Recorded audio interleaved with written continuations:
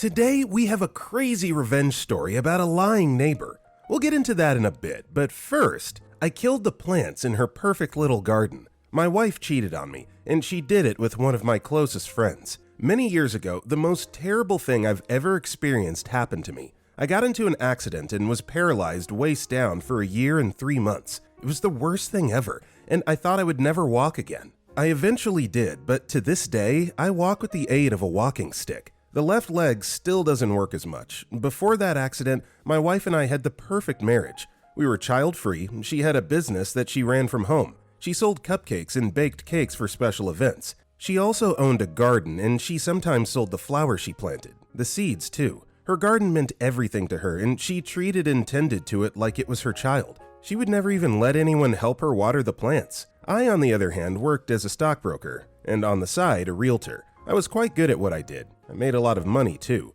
We were happy until the accident happened. I don't want to go into the sad details of the accident, but it was devastating. Having to rely on my wife and family for everything made me very sad. I wished death upon myself every day. It was tough for us. It was a very challenging time for my family, so naturally, my friends visited me weekly when I was first discharged from the hospital. It became harder for them to visit together every week, so they established a weekly visiting rotation. If one friend came this week, another came the next. It was the kindest thing anyone had ever done for me. At the time, I had 3 very close friends.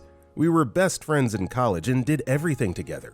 The 4 of us were inseparable. After we left college, we stayed in the same city. I got married first, then my friends got married too, and we continued to stay friends, did fun couple stuff together, and were always there for one another. My wife didn't want to have kids, and I practically raised my half-siblings. Was tired from all that work and didn't want kids either, so we were the only ones without children in my friend group. Naturally, after a year of being confined to a wheelchair, I started to worry about my wife. I wanted to know if she was unhappy, but she insisted that she wasn't. I didn't know how I'd handle having to do everything for another adult if I were in her shoes, so on many occasions, I became very bothered about this and would lash out and tell her to go on and leave me. She would assure me that she wasn't going to leave me, but I never believed her. I just hated myself so much that I didn't understand she didn't either. After a while, I noticed that my wife was withdrawing too. Whenever I lashed out at her, she would ignore me and go upstairs into our bedroom, knowing that I couldn't come up there. She also employed a nurse to take care of me. My wife had been caring for me while working and providing for our family, so I understood that she needed to rest, but I also knew something was up. She also became more emotionally distant, so I was sure that there was some other guy in the picture. Now, I didn't hate her for it. I never thought she was a bad person for cheating because I'd probably do the same if I were in her shoes. I just hoped she would never leave me for the new guy. I was so stupid that I even told one of my friends about it when he was visiting for the week. I told him that I was worried that my wife was sleeping with someone else. He said that if that was all she was doing, then he didn't think it was a problem. He then added that it probably didn't mean anything. I eventually found out that he was the one sleeping with my wife. I didn't find out until 2 months after that conversation. He came over for his visit, but he came earlier than normal, so he and my wife could do their business and then he'd lie about just coming later. I was taking a nap in the room upstairs, and my nurse had taken the day off. I heard the doorbell ring and heard my wife walk from the kitchen to answer the door. I couldn't come downstairs because our staircase was not suitable for a wheelchair, but I unmistakably heard his voice when she welcomed him into our home. I also heard him ask about me, and I heard her say something about me being asleep. I heard him chuckle, and then I heard nothing. I already suspected from how they spoke to each other that something sinister was going on, but when I didn't hear them again for a long while, I knew for a fact that something was happening. I was so hurt and bothered by this that I fell asleep. Even in my sleep, I dreamt about walking down the stairs and seeing one of my best friends and my wife in a compromising position in our kitchen. After waking up again, I still didn't hear from either of them, so I rang the bell by the bed. The bell was supposed to help beckon to my wife or whoever was in the house for help or assistance. I got no response for more than 30 minutes, even though I rang the bell twice. After 30 minutes had passed, I began to ring the bell more consistently and furiously. My wife rushed upstairs in her bathrobe and asked if I was okay. I noticed that she looked exceptionally pretty. Her hair looked shinier and she looked guilty. I told her I was fine and turned my back to her. She probably thought I was throwing one of my tantrums and left. Less than 2 hours later, she came upstairs and told me that my friend was around. I was shocked because I knew he had been around for a while. To be sure that I wasn't making things up in my head, I asked if he just came and she said yes. I then told her that I didn't feel up to it and didn't want to talk to him on that day. She said okay and left. I heard her see my friend at the door and shut the door after he left. I was hurt and frustrated. It could have been anyone. Why did she choose my friend? That night, I thought of how when we were in college, one of my friend's ex-girlfriends mentioned that my friend had a crush on my girlfriend, now wife. I laughed it off and we all talked about how she was just mad because he dumped her. It then became clear to me that she was in fact telling the truth. I didn't want to confront my friend because then my wife would find out and I was scared to death that one day she'd get tired of doing all the work of babying me and walk away. At the same time, I was scared to confront my wife because what if she just got mad and left still? I continued to live with the knowledge that my friend and my wife were sleeping together and deeply resented her. One day, my wife told me that he won't be visiting me anymore. I knew that meant that they had ended their relationship and she no longer wanted to be around. I didn't ask why, but he never visited again. After he stopped visiting, my relationship with my wife got a lot better. I stopped lashing out, but I still hated her for what she did. I wanted to hurt her too. I knew she had done so much for me and logically I should forgive her, but I could not. One day I told my nurse to take me to the gardening shop very close to the supermarket. She drove me there and I went in and bought some fertilizers for my wife's garden, and then I got some herbicides which I hid in my study and man cave. Since the accident, my wife and I hardly ever went inside. I was going to spread the herbicide I bought on the plants in my wife's garden. My wife is the kind of person that's deeply connected to her plants. She loved and treated them like they were her children. I knew that it hurt her to wake up one morning and see them all gone. I know I'm evil to have decided on that revenge, but I didn't know what else I could do to make her pay. One Sunday evening, she went to church with her mom and great aunt, and I wheeled myself out into her garden and rage sprayed all the plants in her garden, from the flowers to the aloe vera plants to the vegetables. By the time she came back from church later that day, she was too tired to check on her plants immediately as she normally would. When she went to check on them in the evening, she screamed. Some of them were dead already, and some were dying. I acted like I didn't hear her scream until she came into the house and told me what she saw in the garden. To be more dramatic, I tried to leap out of my wheelchair and then fell. She helped me off the floor in tears about what had happened. She was so hurt that she fired the nurse, thinking that the nurse may have done it. After she finally picked herself off the floor, she emptied the containers, started all over, and planted some flowers and aloe vera. It started doing well, and she was happy again. After 2 months, her plants were okay. The garden was not as colorful and beautiful as the old one, but it was getting there. I went to the garden again and sprayed the plants with the herbicide. My wife was pissed at whoever was doing that to her. She confronted the neighbors, accused their kids of killing her plants, and threatened to call the cops on them. Of course, they denied it and got mad that she even accused them. They had a big fight, and my wife returned home very frustrated. My wife didn't suspect me because she knew I never wanted to go outside the house. I was always either in the living room, kitchen, or bedroom. I was getting better and could move around more, but I hid that from her. After the second spray, my wife never planted anything in that house again. She resumed gardening years later when we moved into our new and current home. I never heard from the friend she had an affair with ever again. He never reached out and I never asked about him. He avoids our other friends and their families too. Also, hi, my name is Brendan, and if you guys enjoy these pro revenge videos, it would be awesome if you left a like or left a review if you're listening to our podcast. That said, our next story is, my elder sister thinks she earned the right to our parents' property. My elder sister thinks she's earned the right to have all of our dad's assets to herself. In a family like mine, where things weren't just handed to you on a silver platter, but one had to work for it, it made perfect sense to me when my older sister told us our dad donated his assets to several homeless shelters, so it definitely came as a surprise to find out my sister lied to me and my other siblings because she wanted to keep all our dad left us to herself, and I blame myself for thinking I could trust her not to cheat or betray us because she was my sister after all. I come from a disciplined family. To be more specific, my dad was an authoritarian. He was the type to give specific instructions on how he wanted certain things done, and my mom never argued with him on it. If you felt like you couldn't cope with it, you were always free to leave. This is why most of us lived far away from home. No one could cope. My dad made sure we were independent at such a young age despite being wealthy. He made sure we all had jobs and means of providing for ourselves, and these jobs were sourced by ourselves. There was no connection or any form of help from them. After high school, I was basically left to fend for myself. To him, it was a way of adapting to any situation life throws at you. To me, it was BS formed by him to take responsibilities off his shoulders because he could afford to spare me the stress and the hassle of taking on 3 jobs while in college.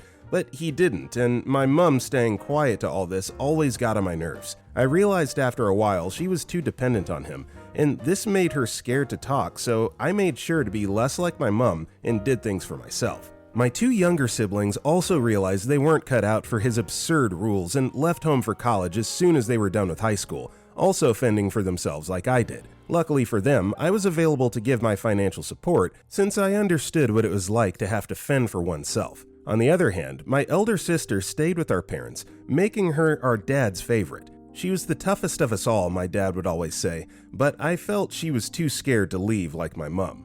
When I realized she was taking things too far was when my sister decided to get married to her husband, who was a successful lawyer doing well in his field from what I had been told. And my sister was fine with the idea of her and her husband living in our parents' home. It felt like a lot to me, so I spoke to my elder sister about it when I came home for the wedding, but she kept saying they were fine and no one was complaining, so I backed off. While I was busy working my ass off to save for my bakery business, I had no idea things had taken a different turn at home. All I knew was whenever I called my mom, she always sounded stressed and worried, but we never asked questions, so I just kept waiting for her to eventually tell me what was going on when she was ready. I had no idea my dad had been sick till some months later, and this was when he had gotten worse. I took a trip home to find out my dad had cancer and had a few months left to live, and I couldn't believe no one informed me sooner, not even my elder sister who lived with our parents and knew what was going on. She kept saying she didn't want me to feel like I was a kid. I realized my 2 younger siblings knew nothing, so I gave them a call and they both came home as soon as they found out.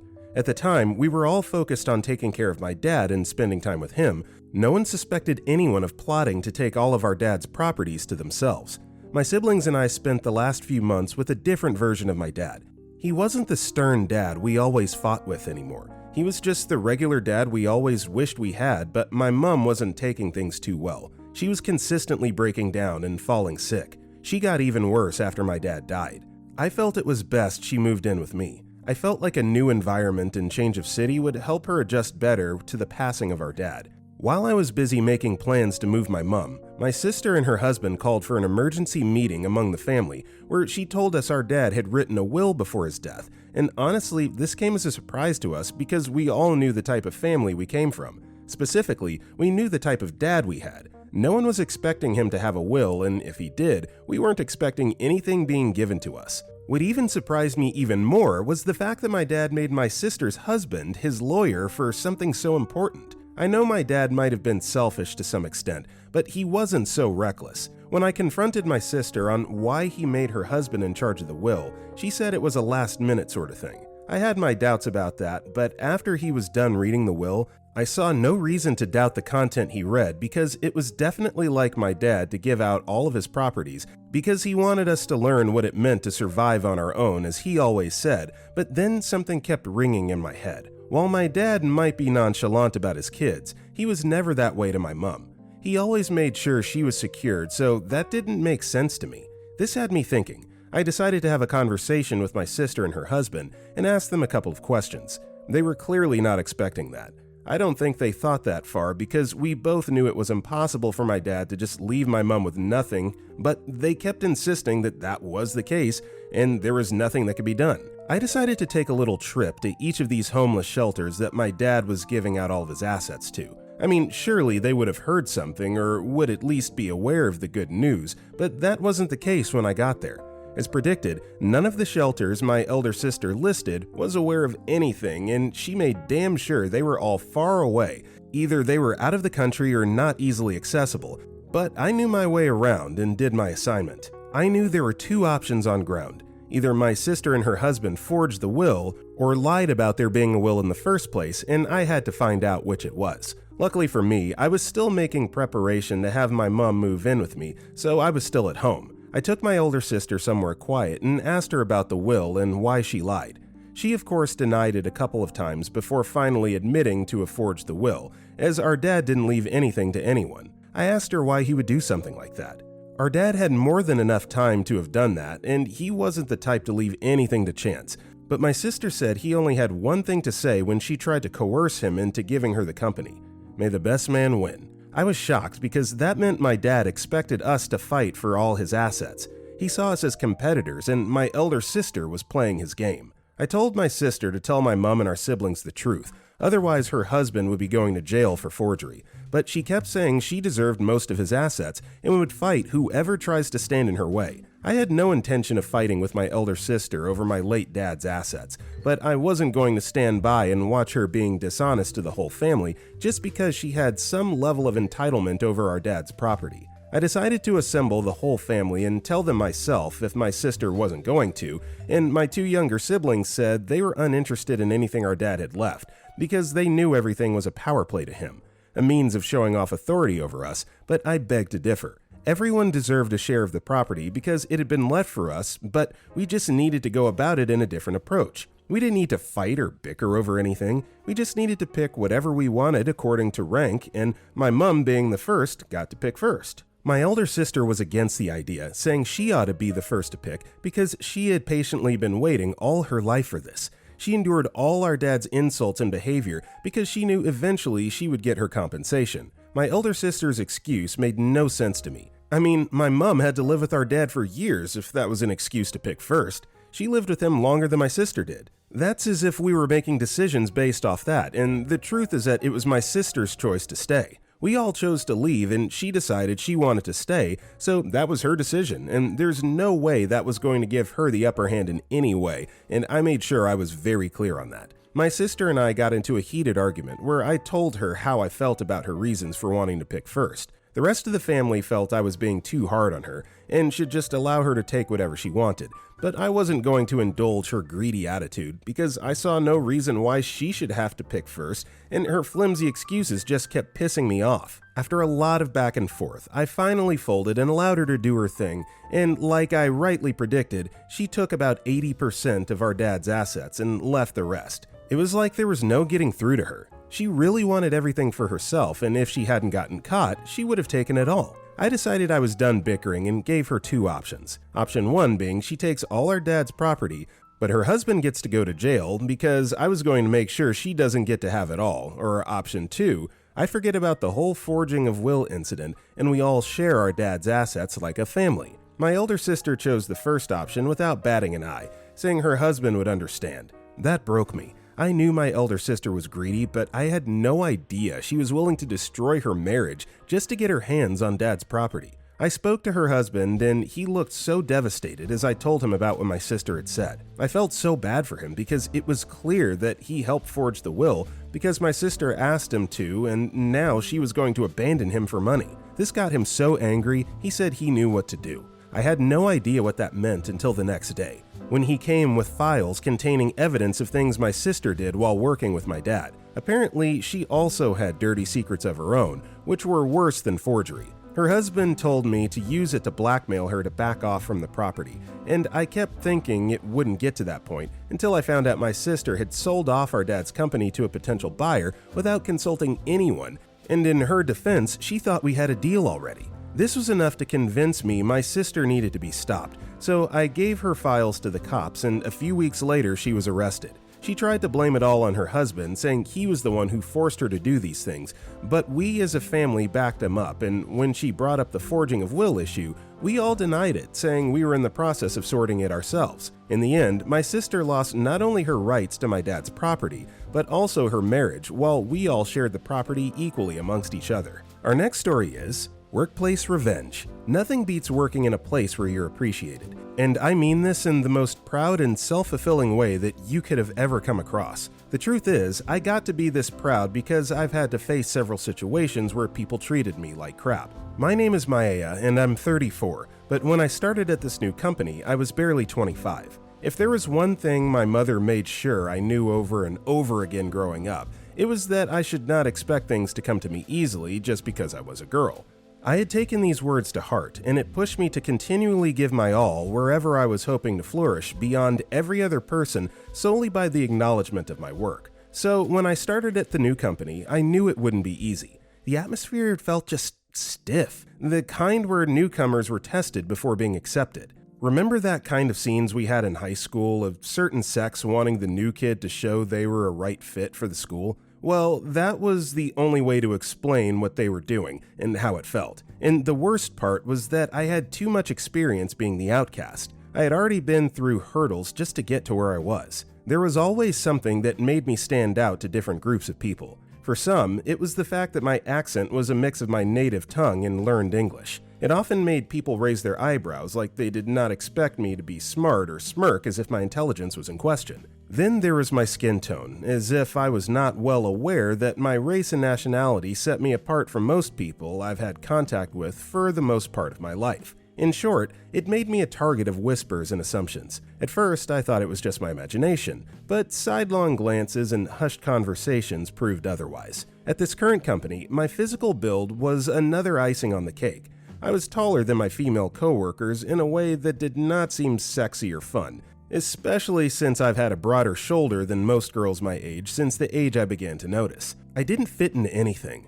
I did not align with the mold of what they expected, and being a woman in a male-dominated field only intensified the silent judgments. It didn't matter that I was highly qualified or that I had worked twice as hard as many of them to earn my place there. And as you could already expect, the weight of always having to prove myself was exhausting and infuriating. Each day, I felt the eyes of Shirley, the sharp-tongued queen bee who felt like she was in high school and did not see the need to grow up past the adolescent rebellious drama, and Gregory, her snide sidekick, following me, waiting for me to slip up. Even Tommy, who wasn't as openly cruel, would laugh at their jokes, reinforcing the coldness. I pushed myself to match their pace, going above and beyond to fit in, to silence their doubts. But despite my efforts, I could hear their muttered comments about my accent or how I didn't really belong. I mean, it was really terrible. But the part that made me sick to my stomach the most was that they thought I couldn't understand the languages they used to mock me.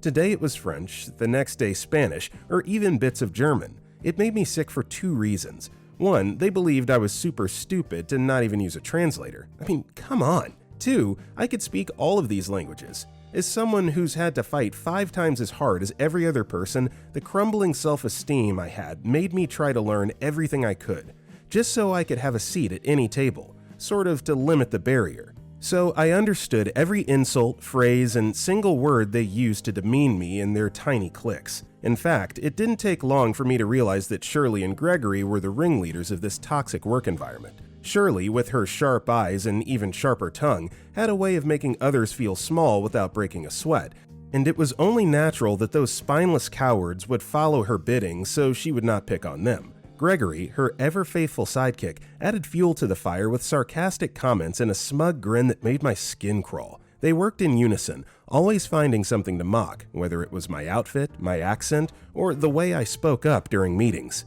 Their whispers would ripple through the office and everyone would laugh and giggle to my face. Tommy wasn't as openly cruel as Shirley and Gregory, but he wasn't innocent either. He laughed at their jokes, even when they were aimed at me, and his silence spoke volumes. It was clear that fitting in with them mattered more to him than standing up against their behavior. Every day, the cold reception wore me down. I'd walk to the office, bracing myself for what new remark they'd throw my way, for what glance or sneer would follow me as I passed. It was like being an outsider at a party where everyone else shared a private joke. But what they never thought was possible was that beneath that composed exterior that felt like I was cool with the entire company workforce and hurt or held anyone badly in my heart, I listened closely. I noted every single word they said and every racist smug behavior. In our company, dealing with high-ranking clients was the ultimate test and the surest path to recognition. It was what set us apart from our competitors and kept our reputation intact. Every time a new account came in,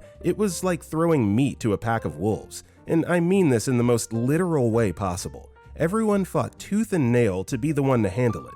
Securing a high-profile client meant bonuses, praise from the top, and, most importantly, job security. It was the type of recognition Shirley and Gregory thrived on, and they had a fierce hold on it. I knew for a fact that I would have to find a way to earn my keep like I always do. However, I did not know that the way it would come would leave me with an avenue to pay most of them back in the dirty coin they played me since my first day in the office. One morning, the usual office chatter was interrupted by a hushed announcement. A high-profile client, someone with substantial influence, was visiting, but there was a twist. They spoke a language no one in the office seemed to understand. Almost immediately, the usual confident energy that surrounded Shirley and Gregory began to falter. I watched as they scrambled, flipping through translation apps and printing out basic phrases with jittery hands. Their usual composure was cracking, revealing just how unprepared they were.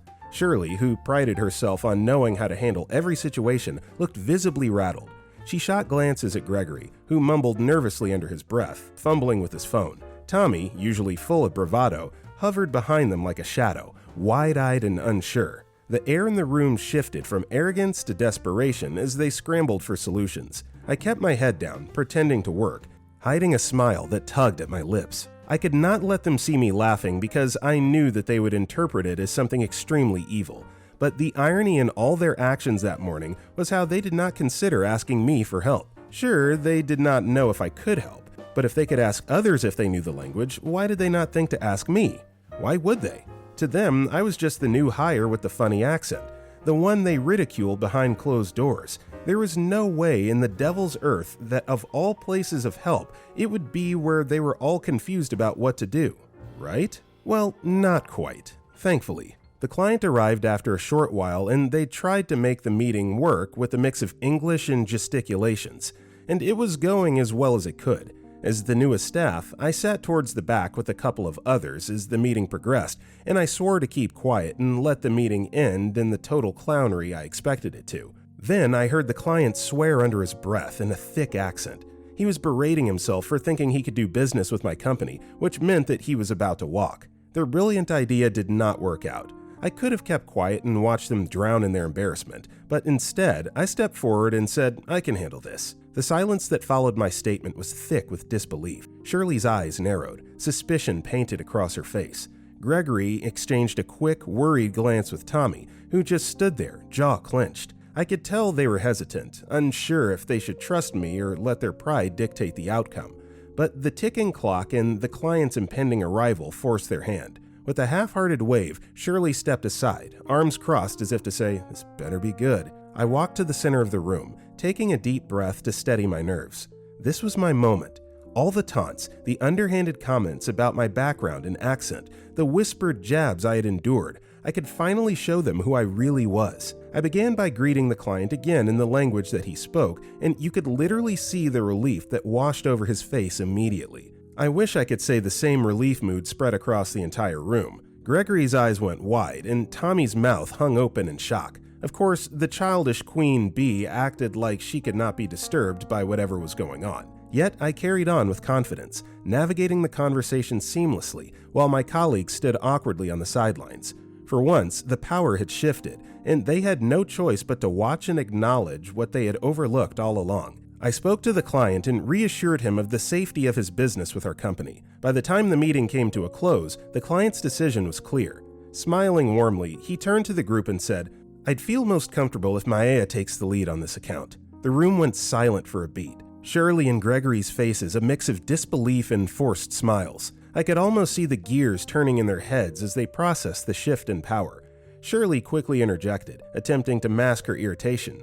"Well, of course, we're all a team here, but since Maya is relatively new, perhaps we shouldn't take a solo lead just yet." Gregory nodded, trying to regain some of the control that had slipped away. But the point was, I was the lead for the account regardless of what they had to say about it. After he left, I stood for a moment, letting the victory settle. I strolled over to where my tormentors were. With the way their posture was stiff, I could argue that they were plotting something sinister about me, but I could not allow myself to be bothered by it. I caught Shirley's eye first.